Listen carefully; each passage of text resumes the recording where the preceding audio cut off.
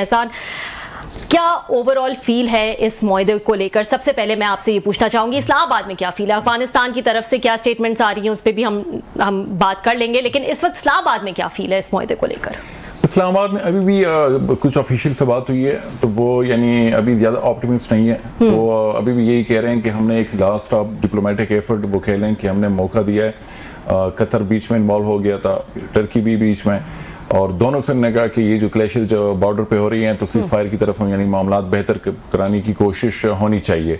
और मैं खुद भी पर्सनली अगर मेरी भी आप राय लें तो उसमें यही कि जो कतर है करंटली, जो यानी पूरी दुनिया में कतर वाहिद मुल्क है जिसका काफी हद तक इन्फ्लुएंस है अफगान तालिबान पे, और खासकर उसका जो कंदहारी दड़ा है जिसको पाकिस्तान मुसलसल ब्लेम कर रहा है कि मामला उनकी तरफ से खराब हो रहे हैं। और कतर ने रिसेंट पास्ट में भी अगर आप देखें तो अमरीकियों ने भी कई मौकों पे, ब्रिटिश गवर्नमेंट ने रिसेंटली उन्होंने अपने जो उनके शहरी थे जिनको तालिबान ने अरेस्ट किया था तो उनको रिलीज कराने के लिए भी यानी कतर के थ्रू मेडिएशन की थी और जो कामयाब हो गए थे। फिर तो मेरे ख्याल में मौका मिलना चाहिए कतर को भी। और पाकिस्तान ने एक और जो सबसे मेरे ख्याल में अच्छी एडिशन हुई है वो टर्की की हुई है। और टर्की की जो ऑफिशियल उसमें बराह रास्त इन्वॉल्व हैं तो वो यानी सिर्फ ये नहीं कि इस रीजन की, यानी वो मिडिल ईस्ट में जो मामला हो रहे हैं सिक्योरिटी को, तो उसमें भी उनकी बड़ी प्रोमिनेंस है। रशिया और यूक्रेन के मामला को भी वो बराह रास्त देख रहे हैं। तो मेरे ख्याल में एक आप कह लें कि यानी पाकिस्तान ने जो बाकी दो ममालिक है उसको एज अ गारंटर बना के उनको बिठा दिया कि इन केस अगर फ्यूचर दोबारा वायलेशन होती हैं अफगानिस्तान की जानिब से तो फिर हम इन दो ममालिक से वो कह सकेंगे कि इस दफा तो आप लोग खुद इसमें इन्वॉल्व थे पूरे प्रोसेस में, और ये अभी भी ये चीजें हो रही हैं। हाँ, लेकिन आपने शुरू में ये कहा कि इतने ज्यादा पॉजिटिव जो है यहाँ पे नहीं लग रहे, क्या वजह है? ये ट्रस्ट डेफिसिट इसकी वजह है या ये फीलिंग है कि उनकी विल नहीं है अफगान तालिबान की, या उनकी कैपेसिटी नहीं है, उनके कंट्रोल में ही जो है ये नहीं है कि वो इस किस्म का एक्शन ले सके, टीटीपी या जो दूसरे ग्रुप्स हैं उनके खिलाफ? वो अफगान तालिबान से आप जब भी बात करें तो वो यानी एक इशू वो उसका जिक्र करते हैं कि हमारी यानी ये नो कि हम ज्यादा अगर हमने प्रेशर डाला अब टीटीपी पे या बाकी जो फैक्शन है पाकिस्तानी तालिबान के वो दाइश खुरासान की तरफ ना चले जाएं, तो उनके ज़हन में ये एक खौफ है। लेकिन उससे भी जो अहम चीज है वो है उनका जो नजरियाती ताल्लुक रहा है 20 साल का।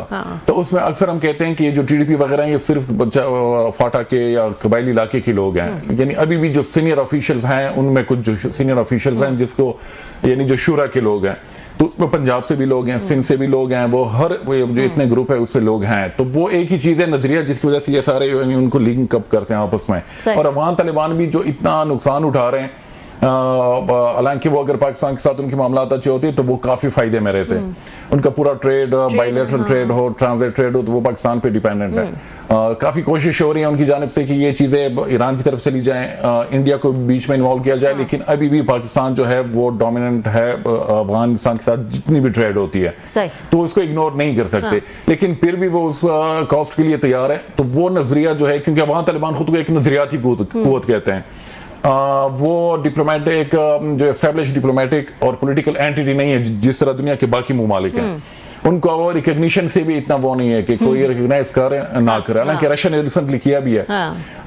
तो वो मेरे ख्याल में वो पहलू अक्सर हम इग्नोर करते हैं पाकिस्तानी यहाँ पे जो हमारे डिसीजन मेकर्स हैं। तो सिर्फ ये नहीं कि काइनेटिक एक्शंस हो, बंदूक के जोर पे मामला ठीक करने की कोशिश हो, बल्कि उसके साथ जो नजरियाती पहलू है उसमें भी पाकिस्तानी हुकूमत को काम करना चाहिए, उलमाए कराम है उनको इन्वॉल्व करना चाहिए।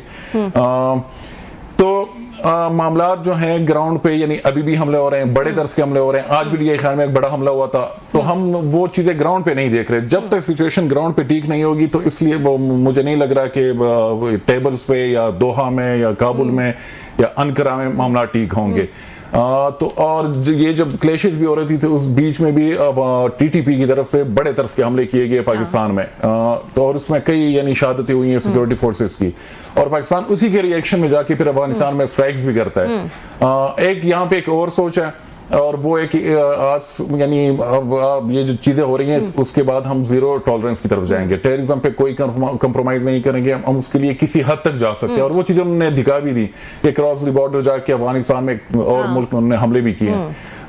तो अगर मामला टर्की में भी ठीक ना हुए क्योंकि जो दोहा के हवाले से वहां पे फिर भी इनिशियल फेज था। अच्छा। उसमें सिर्फ सीज फायर की चीजें हो गई हैं, बाकी कोई एग्रीमेंट वगैरह नहीं है। अच्छा। और कोई डिटेल्स भी कोई ऐसा सामने तो नहीं आई है? वो अभी तक नहीं आई। बल्कि कल हमने एक चीज देखी जो कि मेरे ख्याल में बड़ी इंटरेस्टिंग डेवलपमेंट थी, और वो चीज तालिबान के हक में गई कि पहले कतर मोफा ने एक बयान इशू किया, उसने बॉर्डर का जिक्र किया, फिर बाद में दूसरा यानी रेक्टिफाई करने के लिए उसने बॉर्डर को रिमूव कराया वर्ड को। तो मेरे ख्याल में कतर यानी सुनता है अफगान तालिबान की। तो और दूसरा ये कि ये अफगान तालिबान की भी सोच जो है वो जाहिर करता है कि उनकी भी अग्रेसिव सोच है। आप पीस डील के लिए जो है वहां पर टेबल पे आते हैं तो इस किस्म की बातों को अवॉइड किया जा सकता है, लेकिन उसको नहीं अवॉइड किया, और फिर उन्होंने बाद में इसको एज अपनी डिप्लोमेटिक विन भी समझा इस चीज को कि वो बॉर्डर का लफ्ज जो है वो हटा दिया। वो है भी वैसे तो उनको क्रेडिट मिलना चाहिए। अफगान तालिबान जो एक तो ये कि उन्होंने 20 साल जो जंग लड़ी है तो वहां पे भी खुद को साबित किया, और दूसरा ये कि डिप्लोमेटिक फ्रंट पे भी यानी दोहा पूरा पीस प्रोसेस तो उसने काफी कुछ अचीव किया। रिटर्न में अमेरिका को कुछ नहीं मिला, अमेरिका को वहां से जाना पड़ा, पूरी अफगानिस्तान उनके जोली में आ गिरा अफगान तालिबान के। फिर रिसेंटली उन्होंने रशिया सुपर पावर है उससे अपनी रिकॉग्निशन कराई। वाहिद मुल्क के कोई एक्सपेक्ट नहीं कर रहा था कि रशिया आएगा, सब लोग कह रहे थे कि पाकिस्तान, ईरान या बाकी जो इस तरह के ममालिक उज़्बेकिस्तान के हवाले से, लेकिन रशिया ने आके उनको फॉर्मली रिकॉग्नाइज किया। अब जो दोहा में मामला तो उसमें उनका जो एक ट्रेडिशनल स्टांस रहा है बॉर्डर के हवाले से, वो ड्यूरल लाइन का जो इशू चल रहा है, वो सारी जितनी हुकूमतें आई हैं जब से पाकिस्तान बना है उनकी तरफ से ये एक है यानी इशू अफगान गवर्नमेंट्स की तरफ से, तो उन्होंने वो चीज भी यानी करवाई, वहां से हज़फ करवाई। तो मेरे ख्याल में उनको ये क्रेडिट मिलना चाहिए। इसलिए जो हमारे ऑफिशियल्स हैं, मेरी तो ये इतलात हैं कि ये जो मामलात हो रहे थे, मुज़ाकरात हो रहे थे दोहा में, इसमें फॉरेन ऑफिस के लोग नहीं थे। इसहाक डार भी हमें नजर नहीं आए, सादिक खान साहब भी हमें नजर नहीं आए, तो और डिफेंस मिनिस्ट्री वो कर रही थी सब कुछ। तो मेरे ख्याल में मोफा के जो लोग हैं उनको भी इस प्रोसेस में शामिल होना चाहिए, क्योंकि डिप्लोमेटिक लैंग्वेज की अपनी एक सेंसिटिविटी होती है, उसमें एक ही वर्ड जो है पूरे चीज को डिस्क्राइब करता है। तो मोफा की जो लोग हैं वो इन चीजों को समझते हैं। और तो आप देख सकते हैं शायद 25 को जो है वो मजीद लोग जो है वो इसमें नजर आए, लेकिन आपके ख्याल में अब 25 को मजीद डिटेल्स आएंगी और मजीद पॉइंट्स जो हैं वो आएंगे, और ये आपको लगता है कि इनिशियली एक सीज फायर था? उससे ये भी हो सकता है कि एक यानी वो कॉम्प्रिहेंसिव किस्म के जो मुज़ाकरात है उसके लिए यानी वो एक सिलसिला शुरू हो जाए, और मुझे नहीं लग रहा कि सिर्फ 2 ही मीटिंग्स में या सिटिंग्स में ये मसला खत्म होगा जो अफगानिस्तान के साथ है हमारे मामला। तो मजीद आपके ख्याल? हाँ, मजीद फेजेस राउंड्स वगैरह कहीं भी हो सकते हैं, उसमें और ममालिक भी शामिल हो सकते हैं, उसमें चाइना भी आ जाए, ईरान वगैरह, उज़्बेकिस्तान वगैरह वो भी उसमें आ जाए, लेकिन बहुत अचानक सिर्फ मौका मिलना चाहिए, और जंग जो है वो किसी के फायदे में नहीं है। अच्छा, लेकिन माजी में भी अब तक भी जो है वो आला सिफारती दौरे वैसे भी हो चुके, तो ऐसा तो नहीं है कि बातचीत या एंगेजमेंट जो है वो करने की कोशिश नहीं की गई है। लेकिन आपके ख्याल में, जैसे कि बाकी लोग भी इसको रीड कर रहे हैं,